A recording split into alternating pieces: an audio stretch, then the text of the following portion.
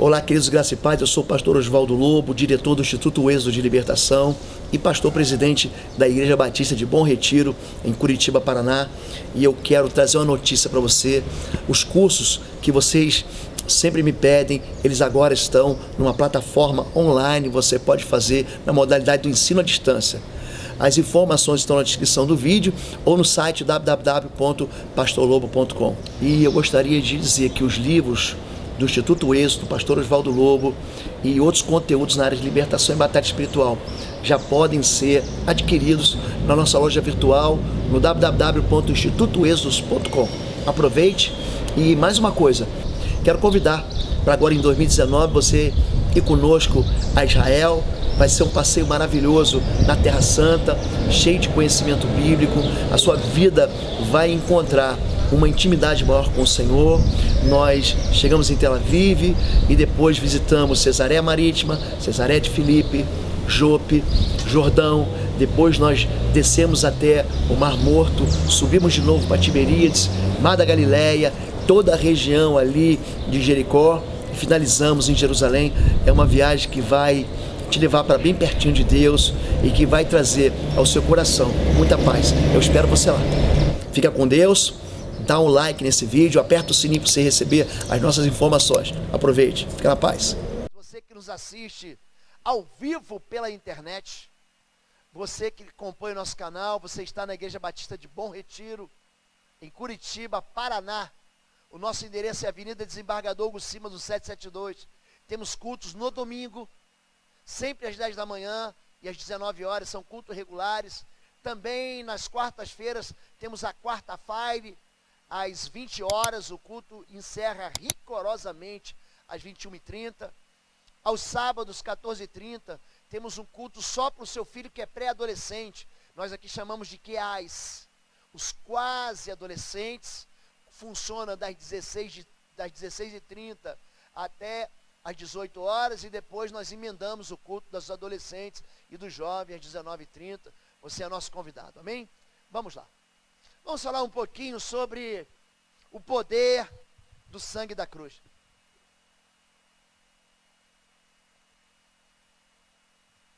O poder do sangue da cruz. Hoje nós acordamos e as redes sociais estão em polvorosa, borbulhando, fervilhando de mensagens de que o Cristo ressuscitou. A história da Páscoa, ela vem muito antes de Jesus, e é um anúncio, ela aponta para Cristo. A história da Páscoa, ela é celebrada com sangue. O sangue é vida, é no sangue que está a vida, e o sangue é uma moeda de troca, de negócio espiritual. Jesus, com a sua morte, com seu sangue, comprou gente de todo o povo, de todos os povos, de todas as línguas, de tribos e nações. Nós entramos na presença de Deus, que é Espírito, pelo novo e vivo caminho, o caminho do sangue.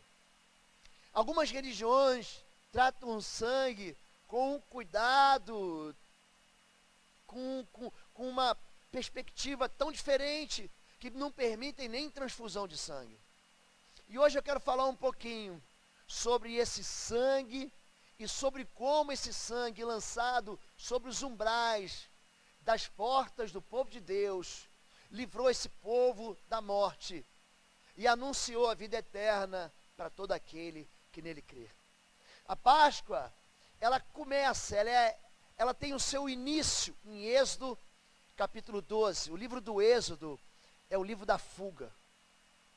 É o livro onde a Bíblia mostra que existe um lugar de escape para todo aquele que está cativo. Existe um lugar de liberdade para todo aquele que está prisioneiro. Existe uma porta de esperança, uma porta de saída para aquele que no seu coração diz, olha, para mim não tem jeito. Mas a Bíblia diz, até para essa jaula tem jeito.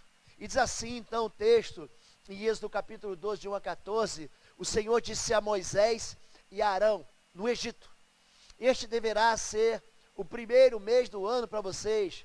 Digam a toda a comunidade de Israel que no 10º dia deste mês, todo homem deverá separar um cordeiro, um cabrito para sua família, um para cada casa.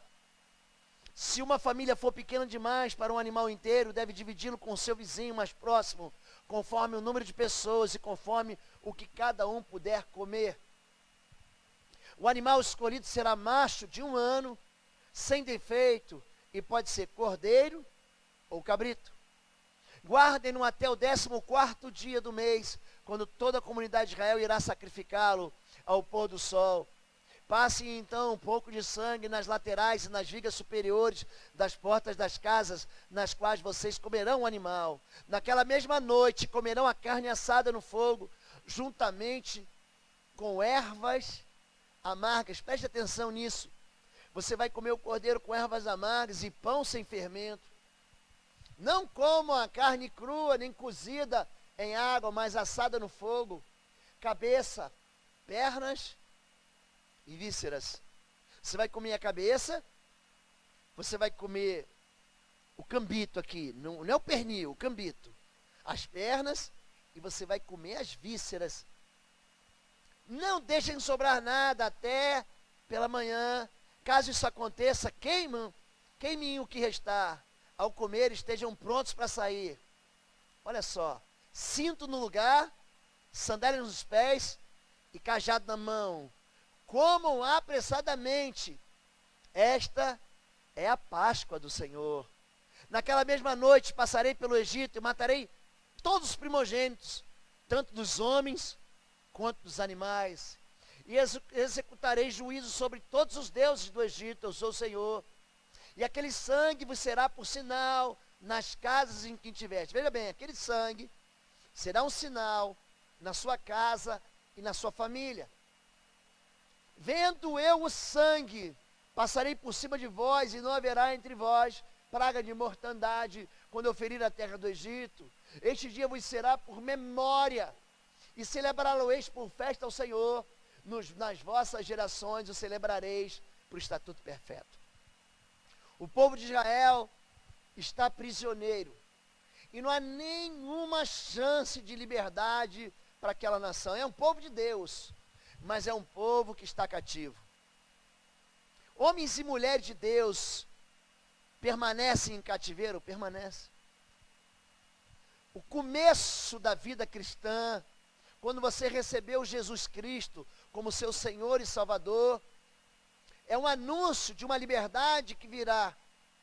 O povo de Deus aqui, ele está cativo. A Bíblia não diz que é um povo do diabo, que é um povo iníquo, que é um povo imundo, mas diz que é um povo que Deus ouve.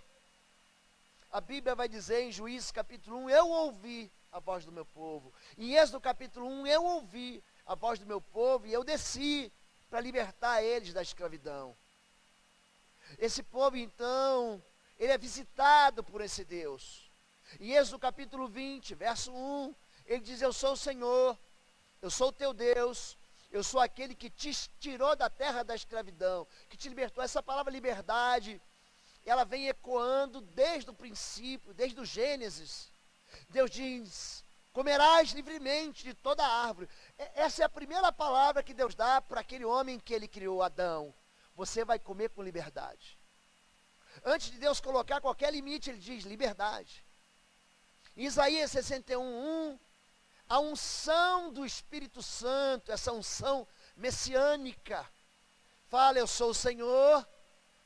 Ao diz, o Espírito do soberano Senhor está sobre mim, e ele me ungiu para libertar cativos, para pôr em liberdade os oprimidos, para abrir as portas das prisões, para dar vida aos cegos e para anunciar o ano do perdão, o ano aceitável do Senhor.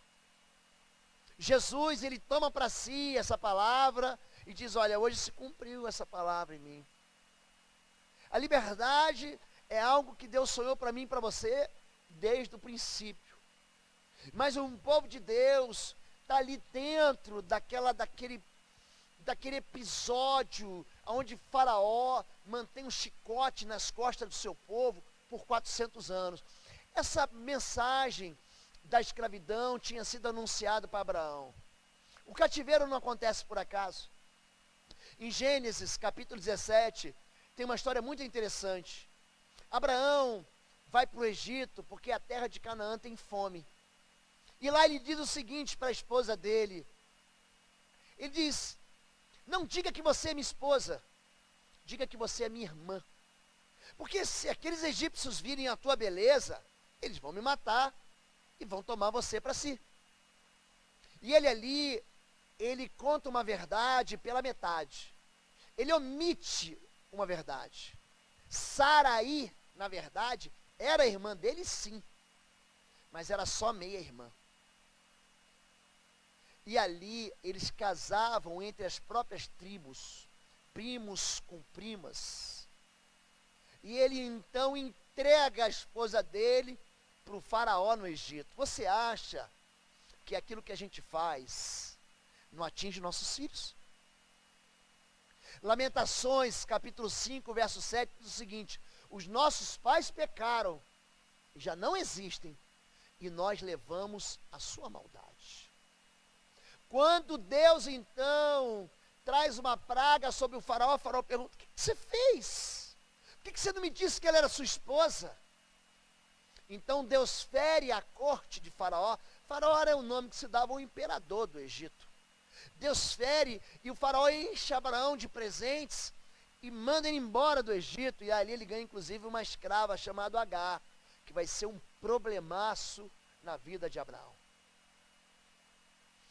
Essa história de Abraão seria um avant-première. Avant-première é a primeira apresentação de um filme, por exemplo. Um filme entra em cartaz.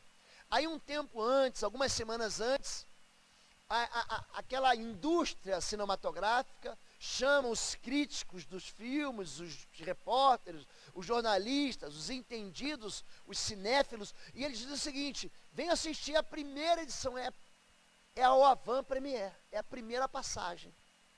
E ali, naquela história de Abraão e Sara, no Egito, Deus está avisando: olha, porque você entregou a tua esposa para o faraó, assim também a tua descendência será escrava por 400 anos no Egito, mas eu vou levantar um libertador. A história da Páscoa, ela começa com Deus então chamando esse libertador. Ele está escondido numa cidade chamada Midian, hoje é a Arábia Saudita. Ele está fugido, ele acha que não tem mais nada com Deus, ele achava que um dia podia libertar cativos, ele até luta com um soldado, vence o soldado, mata o soldado, mas ele está fazendo tudo na carne. Ele está fazendo do jeito dele, ele não está fazendo do jeito, ele acha que está fazendo do jeito de Deus, mas não era do tempo de Deus, ele está com pressa. Então quando a gente pega as rédeas e a direção da vida da gente fora do tempo de Deus, a gente faz lambança. E ele foge, e ele vai lá para Midian, e Deus aparece para ele numa sarça. Uma sarça, gente, é um arbusto seco, que é muito comum naquela região. Nós tivemos na Jordânia no passado, é muito comum naquele deserto. E Deus então aparece numa fogueira, num fogo, no meio daquela sarça que não queima, e ele chama Abraão. Abraão resiste, diz: não, isso não é para mim, eu não sei falar. E Deus diz: quem é que fez a boca do homem? Quem fez o que fala, ou o mudo? E quem fez aquele que vê, ou cego, não sou eu, Senhor? Eu serei com a tua boca, e eu falarei. Então Moisés vem trazer uma notícia, e ele diz para Faraó 7 vezes: assim diz o Senhor, deixai o meu povo ir, para que me celebre uma festa, para que me adore no deserto. E o Faraó diz: não, não. E durante essas 7 visitas de Moisés à corte de Faraó, Deus vai salpicando 10 pragas sobre o Egito. A primeira praga é a praga do sangue, onde a água do Nilo, das fontes, se tornam sangue. Jesus, no capítulo 2 de João, faz o mesmo milagre, mas ele vem dizer: um veio para trazer morte, mas eu vim para trazer vida. Jesus não transforma água em sangue, mas o primeiro milagre dele é transformar água em vinho. Ele vai dizer: eu sou maior do que Moisés. A segunda praga é a praga de rãs. Ela vem seguida por uma praga de piolhos, de moscas. Os animais sofrem uma pestilência e morrem na quinta praga. E elas vêm se seguindo com a praga de saraivada, de gelo e de fogo. Vêm sobre intensas trevas sobre o Egito, mas na terra do povo de Deus, para que haja separação entre aqueles que servem a Deus e aqueles que não servem a Deus, vem luz. E o interessante é que no final existe um golpe fatal que liberta o povo de Israel. Qual é? É o sangue. Este sangue vos será por sinal. Agora presta atenção. A gente vive um momento aqui muito interessante dentro da fé cristã evangélica. Existe uma doutrina que tem cada vez mais encontrado espaço no coração do homem, mas não é nova não, isso é coisa velha. Existe uma perspectiva de que a vida do cristão, tudo vai ser moleza. Vem para Jesus, porque a sua vida, ela vai encontrar sim um céu aberto. Isso não é verdade. Alguns lugares que nós passamos, e algumas pessoas que nós conhecemos, alguns testemunhos de missionários que nós temos, é de que quando uma pessoa se converte, elas são deserdadas da sua família, são expulsas da sua casa. A tradição religiosa, a pessoa diz, não, mas é a nossa religião. A pessoa nem celebra a religião dele, mas na cabeça existe uma fortaleza espiritual que diz, não, nós somos daquela religião. E quando você resolve então servir a Cristo e seguir a Cristo, você é abandonado, você é desprezado, você sofre com retaliações, você sofre com expressões de maldade, de crueldade, ser segregado. Você, não, agora ele é crente. Tem gente que se converte e morre.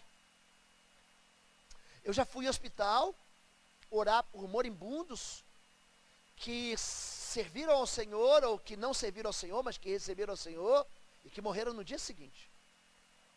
O fato da gente andar com Deus não significa que as coisas vão só acontecer de uma maneira como a gente sonha, ou como dizem os contos de fada, era uma vez, e no final diz, e viveram felizes para sempre. Dos 12 discípulos, um foi se enforcar, o Matias foi escolhido à sorte, todos eles foram martirizados, todos eles. À exceção de João, que morreu de velho, me parece que ele morre de velho, mas a história diz que os outros 11 foram absolutamente, cruelmente, brutalmente assassinados. A vida com Deus, ela é uma expressão de vida eterna. Jesus vai dizer para mim e para você em Apocalipse capítulo 21, que lá no céu, lá não haverá mais dor, não haverá mais morte, não haverá mais sofrimento e não haverá mais lágrimas, porque todas as coisas já passaram. Nós podemos experimentar aqui, e devemos experimentar aqui, a alegria de servir a Cristo, a alegria de andar com Deus, mas nem sempre as coisas vão acontecer do jeito que a gente quer. Por isso, o texto vai dizer, quando vocês comerem, eu acho tão rico isso, ao comerem, estejam prontos para sair. A minha vida e a sua vida aqui na terra é uma vida de expectativa de fuga. O nosso lugar não é aqui. Não se encante com esse mundo. Não se encante com a sua casa e com o seu apartamento bonito. Não se encante com os troféus da vitória que você tem. Não se encante com as vitórias que você tem na sua vida, porque isso vai passar. O meu lugar e o seu lugar não é aqui. Jesus, ele conversando com Pôncio Pilatos, ele fala, o meu reino não é desse mundo. Se o meu reino fosse desse mundo, eu pediria, e o meu Pai me mandaria 12 legiões de anjos que lutariam comigo, mas o meu mundo não é aqui. Jesus, em João capítulo 14, diz, eu vou para o meu Pai. Eu vou preparar um lugar para vocês. Na casa do meu Pai há muitas moradas. Eu vou, mas eu vou voltar para te buscar. A Páscoa está dizendo para mim e para você o seguinte: tenha pressa de ir para o céu. Não dê cabo da sua vida antes do tempo. Não é isso. Mas tenha pressa. Esteja pronto para ir agora. A expressão do livro do Apocalipse que diz Maranata, a hora vem Senhor, é uma expressão que está falando o seguinte: vem logo acabar com a dor, vem logo acabar com o sofrimento, com a tristeza. As bem-aventuranças de Jesus, de Lucas capítulo 6, elas falam para a gente de homens e mulheres que são felizes com a desventurança. Bem-aventurados que têm fome e têm sede. Bem-aventurados os famintos, os que choram. Bem-aventurados os mansos, os humildes. A bem-aventurança, ela é mostrada de uma maneira como a gente não quer. Então ele fala o seguinte: se prepare para sair imediatamente. Quando você comer, como assim, ó? Com um cinto. Sabe quando a gente coloca um cinto? Para que a calça, daquele tempo não era calça, no vestidão, né? Para que você não saia com as coisas, com as coisas caindo, com a sandália nos pés. Não use fermento. Não espere para o pão fermentar. Vocês vão comer pão sem fermento. Vocês vão comer com pressa. Mas ele diz, quando você comer, vocês não vão comer a parte boa. Vocês vão comer a cabeça.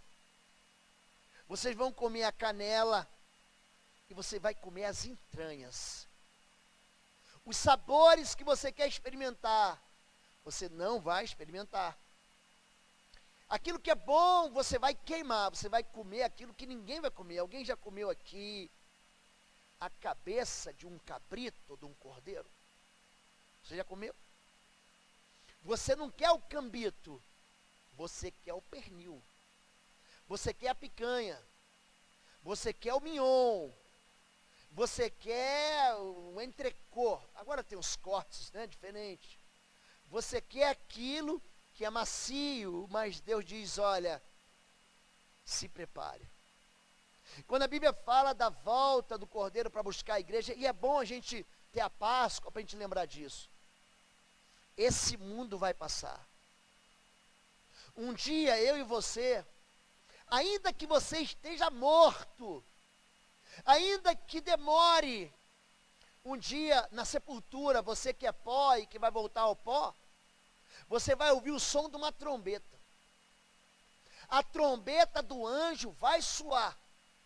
E de alguma maneira que eu não entendo, porque o meu tímpano, os meus ouvidos já estarão dissolvidos, e as minhocas, os bichos, a terra já vai ter me comido, vai ter me transformado em pó. Mas quando aquela trombeta tocar, eu vou ouvir do céu, e aquilo que era pecado, corpo de pecado, de pó, de morte, vai se refazer. E eu vou ser levado para um lugar onde a morte não tem mais poder. A Páscoa anuncia que a morte foi vencida. Em 1 Coríntios capítulos 15, versos 55 a 57, ele diz assim: tragada foi a morte na vitória. Onde está, ó morte, a tua vitória? Ó inferno, onde está o teu aguilhão? A vitória sobre a morte é anunciada no sangue sobre os umbrais. Naquela noite, eu vou passar por cima do Egito. E eu vou ferir os primogênitos. Tem muita gente que ignora o poder da primícia. Deus pede a primícia. Quando o Faraó vê que o povo de Israel cresceu, está em Êxodo capítulo 1, ele chama então as parteiras e diz assim: quando o filho dos hebreus nascer e nascer macho, vocês vão pegar esses filhos e vão matar jogando no Nilo. Aliás, Moisés, ele cumpre essa palavra dentro do Nilo, mas dentro de um cesto que cai nas mãos da própria filha do faraó. E ali então, ele nem sabia que aquele sangue dos primogênitos, Deus ia clamar das mãos do faraó. Deus fere então todos os primogênitos no Egito, dos animais e dos filhos. O único primogênito que não morre é faraó, único. Porque ali todos eles morrem para anunciar a liberdade do povo de Deus.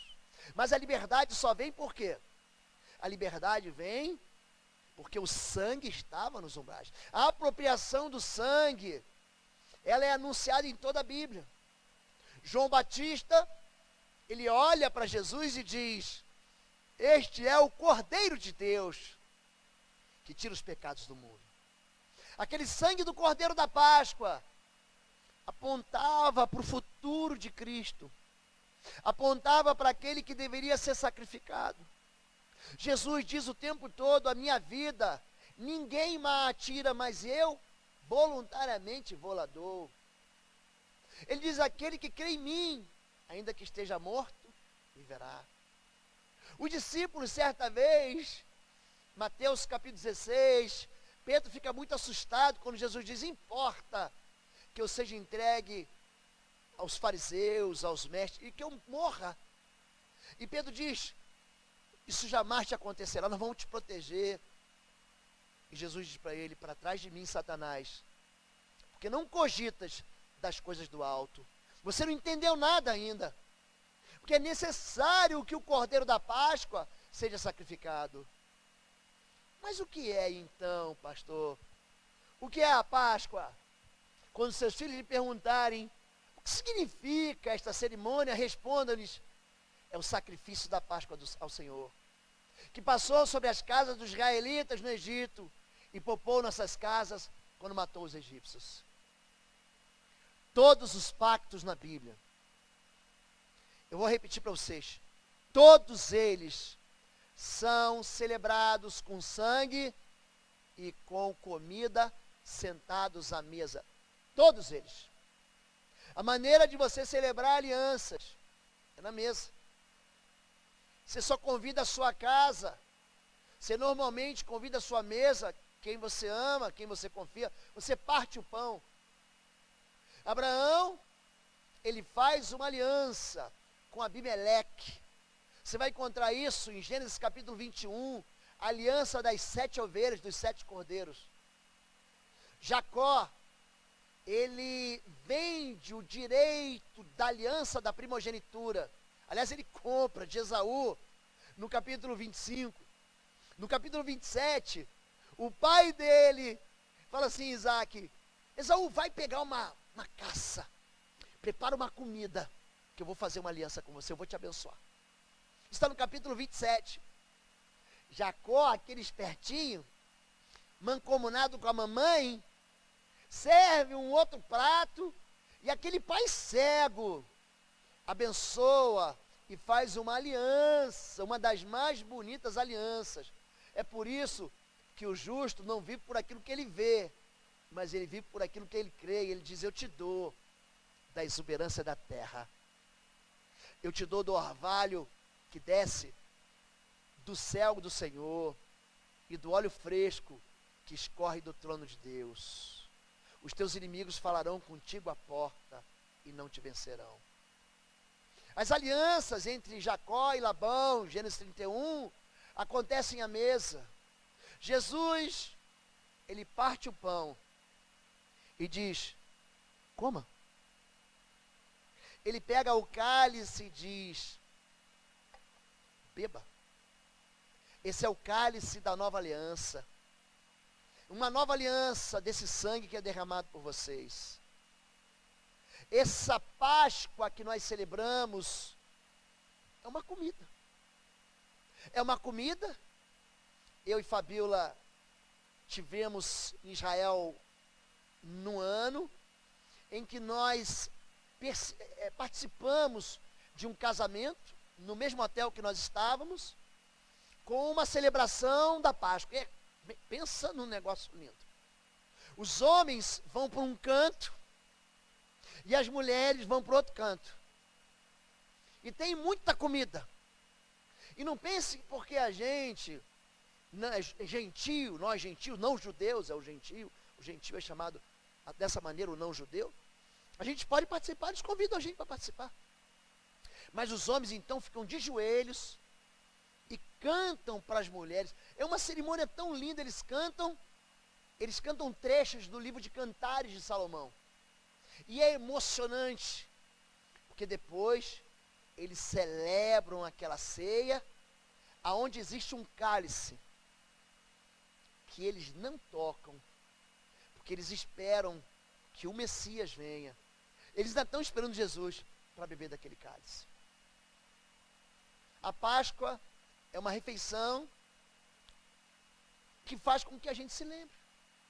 Essa festa será um memorial. Por que nós celebramos a ceia? Porque a ceia é um memorial. Fazer isso todas as vezes em que vos ajuntardes para se lembrar de mim.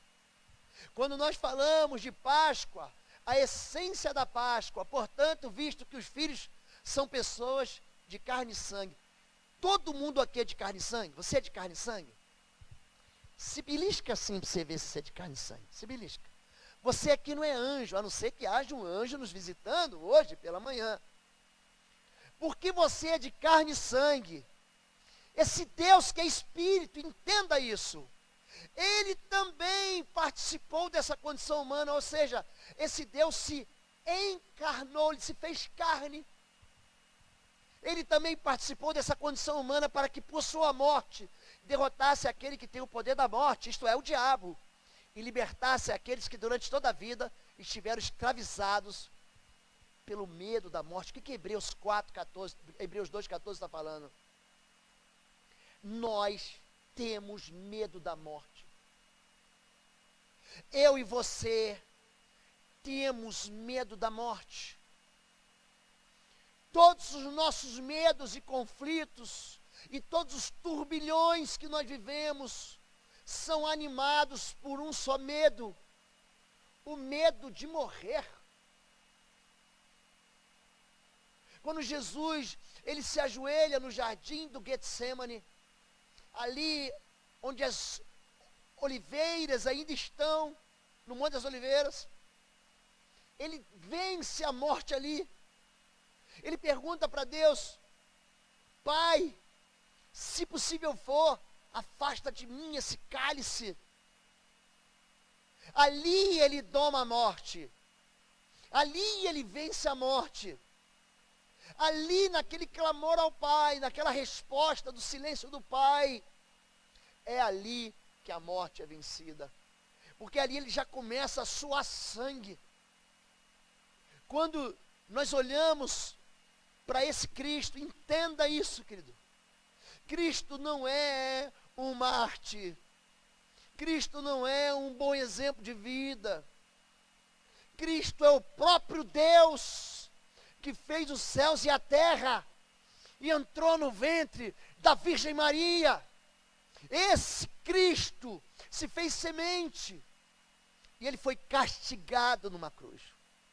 Ele morreu na mais brutal das mortes.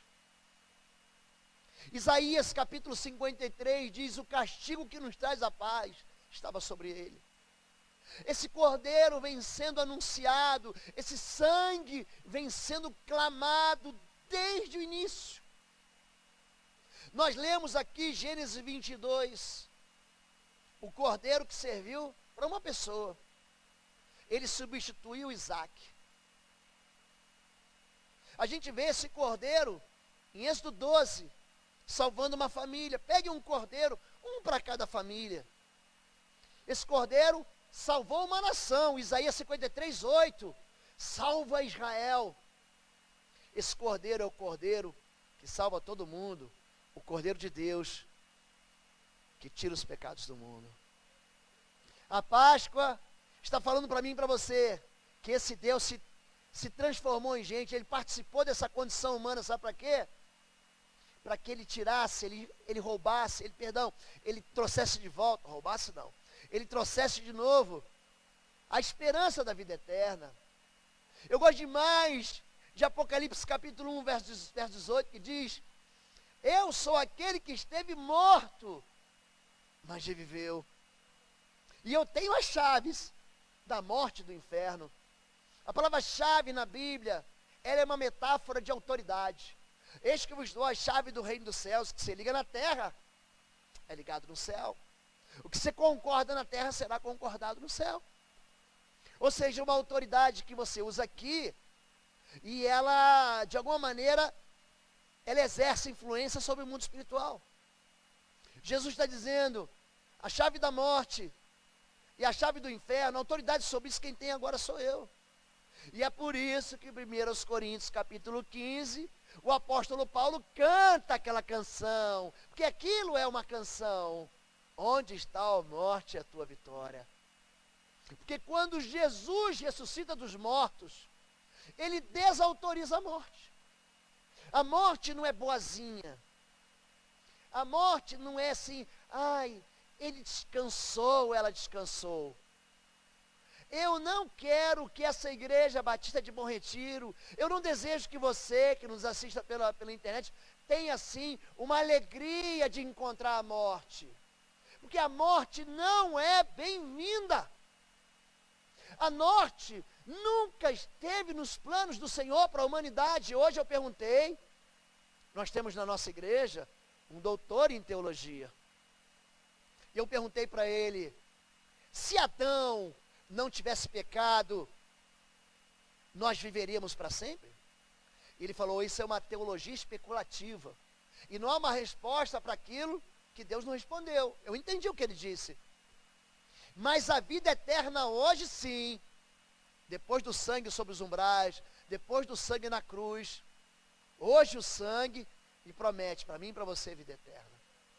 Esse sangue do Cordeiro, ele traz paz ao meu coração. Se um dia eu quero ser arrebatado, eu quero deixar isso claro para a igreja, mas se um dia algum de vocês olhar para a minha sepultura, fique de olho, porque eu vou ressuscitar. Pode preparar. Porque aquele pastor que está lá, e pode botar aqui jaz, o pastor fulano de tal, ou RIP, como a gente vê por aí, aquilo ali não é o ponto final na minha vida. Nós não cremos na imortalidade da alma. Não. Nós cremos na ressurreição da carne. Esse corpo que é desfeito em pó, assim como Jesus ressuscitou dos mortos, assim também eu e você vamos ressuscitar por uma vida eterna. A Páscoa é uma boa notícia. E é bom a gente celebrar a Páscoa todo ano. A Páscoa não é bem uma festa cristã. A Páscoa é sim uma festa judaica. E quando eu digo para você que é bom celebrar a Páscoa, mas você tem que celebrar não com a perspectiva judaica, mas com a perspectiva do Novo Testamento. Em 1 Coríntios, capítulo 5, verso 17, diz assim, lançai fora o fermento velho, e revesti-vos de uma nova massa, porque sois uma nova massa, porque Cristo, vossa Páscoa, foi sacrificado por vós. Então, celebre os ázimos da justiça, deixa de fora toda a malícia. O que ele está dizendo? Que eu e você, hoje, celebramos a vida eterna. Deixa a tua vida velha para trás. Começa uma vida nova. Aproveita que a Páscoa fala de renascer, ou de ressuscitar, e comece novo. A nossa vida velha não pode marcar a nossa existência mais. Assim como eu e você fomos sepultados no batismo, não é isso que o batismo diz, gente? Vocês não entenderam ainda? A palavra batismo significa mergulhar. É por isso que nós mergulhamos a pessoas, nós pastores, evangelistas, missionários, mergulhamos o novo convertido na água, porque ali ele é sepultado. Mas quando ele levanta daquela água, aquilo anuncia que uma nova criatura recomeçou a viver. As coisas vão ficar perfeitas a partir daí? Não. Porque nós temos que aprender. Se ficasse perfeito, Jesus já te levava, como levou Enoque. Então, se você está aqui ainda, é porque Deus está aperfeiçoando tanto a mim quanto a você, até que a gente chegue naquilo que o apóstolo Paulo chama de estatura do varão perfeito.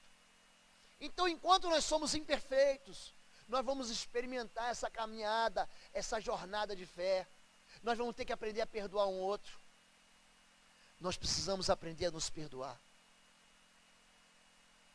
Às vezes é fácil perdoar o outro, mas é tão difícil se perdoar. Mas quando eu olho para o castigo da cruz, quando eu olho para o cordeiro que foi morto, quando eu olho para as varas, os murros que Jesus levou, e aquela coroa de espinhos que cravou a sua cabeça, quando eu lembro dos chicotes, quando eu lembro dos cravos que feriram as suas mãos, eu olho para ele e eu digo, aquele cordeiro recebeu a minha morte, recebeu o meu castigo. Eu tenho paz, porque o castigo que me traz a paz estava sobre mim. Feliz Páscoa. Feliz Jesus Cristo de Nazaré. Vamos ficar em pé em nome de Jesus. E eu quero orar por você. Feche seus olhos agora. Você pode até abraçar sua família, se você quiser. Abraça sua família. Se você estiver com a família. Se você estiver com um amigo que quiser abraçar também, você pode abraçar seu amigo. Isso. Feche seus olhos. Quantos aqui essa manhã querem fazer uma aliança com Jesus? Quantos aqui essa manhã querem dizer assim para o Cordeiro: Jesus, eu quero o teu sangue sobre a minha vida, sobre os umbrais da minha vida, eu quero isso, eu preciso disso. Tem gente aqui que continua cativo, cativo em dores secretas, cativo em pecados secretos, cativo em memórias que ele fala, por que eu fiz essa bobagem? Por que eu fiz isso? Tem gente que está cativo na solidão ou na escuridão de fatos que ele não quer que ninguém saiba. Eu não quero tocar nesse assunto, pastor. Não toque nesse assunto. É um cativeiro, não há liberdade.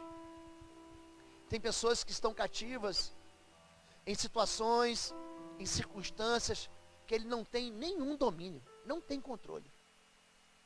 E se o libertador não se levantar, se Moisés, se Jesus não aparecer, ele vai ficar lá para sempre. Hoje o libertador está aqui. Jesus está aqui. Você que está aprisionado, você quer pedir liberdade para Jesus? Você quer? Se você quer pedir liberdade, só levante sua mão. Ninguém vai vir aqui, só levante sua mão. Eu quero. Deus abençoe todos vocês.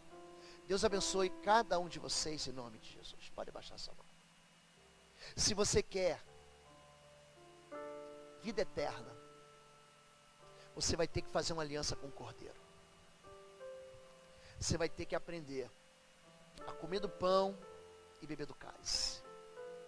Você vai ter que aprender que o sangue de Jesus vai repousar sobre sua vida.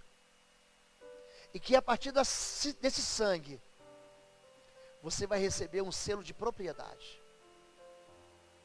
Você vai ficar marcado. O sangue, ele precede o selo do Espírito Santo. Sabia disso? É. O sangue purifica. E o Espírito Santo derramado vai trazer sobre a sua vida, sobre a sua história, vai trazer a presença de Cristo em você. Existe alguém aqui essa manhã que precisa dizer assim: eu preciso desse sangue sobre a minha vida. Eu quero a salvação de Jesus Cristo. Se você quer isso, fique no seu lugar, só levante sua mão. Só isso, levante sua mão. Deus abençoe vocês. Deus abençoe. Abaixe sua mão. Vamos orar. Você que está nos assistindo pela internet. E se você puder, coloque também a mão no seu coração. Pai querido, hoje nós anunciamos sim a Páscoa do Senhor. Hoje a tua igreja, em todo o mundo, espalhada sobre a face da terra, anuncia o poder do sangue da cruz, o poder do sangue sobre os umbrais. Hoje todas as nações da terra, povos de toda língua, de toda tribo, de toda nação, se reúnem para celebrar a morte do Cordeiro. Mas muito mais do que isso, celebrar aquele que venceu a morte e ressuscitou, e subiu aos céus, e hoje está no trono da glória, assentado à destra de Deus Pai Todo-Poderoso. Agora, Pai, eu quero te pedir o derramar do sangue do teu Filho sobre nós. A tua igreja se reúne hoje para pedir que aquele mesmo sangue da Páscoa seja derramado sobre o coração de cada família, de cada homem, cada mulher, de cada um que sofre, que chora ou que se alegra, de cada um que sabe que o destino final de nós não é a morte eterna, mas é a vida através do sangue e da ressurreição do Cordeiro. Nós queremos dizer diante do Senhor que nós te amamos, Pai, porque o Senhor nos amou primeiro. Agora dispensa sobre nós, sobre a minha vida, sobre a sua vida, sobre a vida de cada um deles, de cada um dos teus filhos aqui reunidos, a tua bênção, e leva-nos em paz, em nome de Jesus. Amém e amém. Amém, queridos.